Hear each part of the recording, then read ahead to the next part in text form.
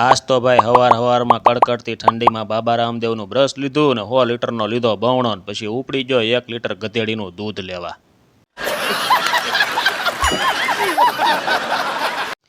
પછી તો 1 લીટર દૂધ લઈને ઘરે ભેગો તો ઘડીક તો મને એમ થયું કે હું તો ત્યાં કાર મેળામાં આવી ગયો, પણ પછી આજુબાજુ જોયું મને ખબર પડી આ તો મારું જ પાર્કિંગ છે. પછી તો ભાઈ 250 ગ્રામ હાબુ સોળીને ગરમા ગરમ ભાખરી કાઢીને હારે લીધો સા ને દૂધ, અને પછી તો ભાઈ 11 નંબરની ગાડી લઈને મીણો હાલવા હોસ્પિટલ બાજુ. ये बड़ी अच्छी बात कही आप. હાલતા રસ્તામાં જાતો આરસીબી વાળા મારા બેટા આઈપીએલ જીતવાટું સુરતના લોકલ પોપડામાં પોગી ગયા હો. પણ બાકી આરસીબી વાળાને જોઈને હું તો માંડ હાલીને હોસ્પિટલે પહોંચ્યો, ત્યાં તો અહીંયા આવીને જોઈ તો લિફ્ટનો દરવાજો ખુલ્લો. સોરી.